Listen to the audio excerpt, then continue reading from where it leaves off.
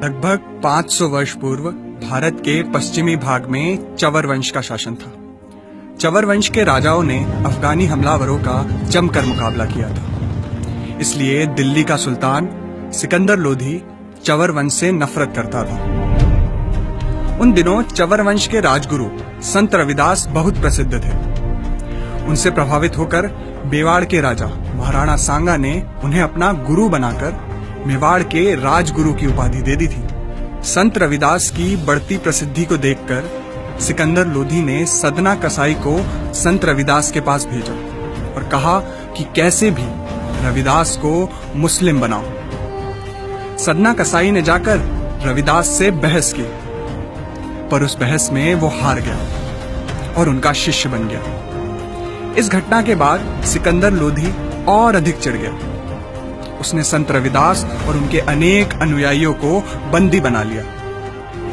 Jail में संत रविदास का भोजन तक बंद कर दिया गया और उन पर अनेक अत्याचार किए गए। उनसे कहा गया कि या तो तुम इस्लाम स्वीकार करो या फिर तुम्हें मरे हुए जानवरों का चमड़ा निकालने का काम करना होगा। बहुत अधिक अत्याचार सहने के बाद संत रविदास और उनके अनुयायियों ने चमड़ा निकालने का काम स्वीकार किया, पर इस्लाम कबूल नहीं किया। इस घटना का उल्लेख रविदास रामायण में मिलता है।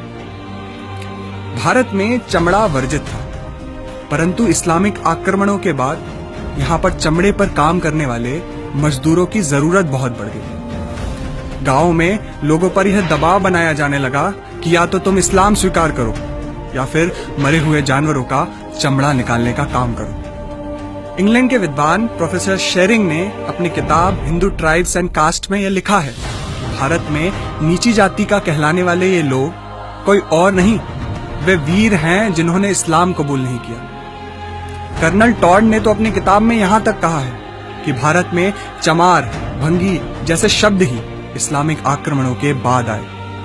उन्होंने यह भी बताया कि 1200 ईस्वी तक भारत में शूद्र कहलाने वालों की संख्या मात्र 1% थी।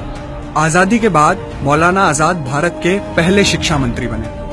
उन्होंने जानबूझकर इन तथ्यों को इतिहास की किताबों से गायब करवा दिया ताकि देश में जातिवाद बढ़ता रहे और इसका फायदा कांग्रेस को चुनावों में मिलता रहे। जिन लोगों को हम नीची जाति का कहते हैं, वे लोग इस देश के पहले सत्याग्रही थे। संत रविदास ने उनका नेतृत्व किया था।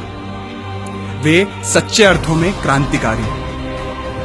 भले ही उनके बलिदानों को इतिहास की किताबों से मिटा दिया गया, पर उनको हमारे दिलों से कभी नहीं मिटाया जा सकता, क्योंकि अगर संत रविदास झुक जाते तो शायद आज हम कुछ और होते, या शायद हम होते ही नहीं।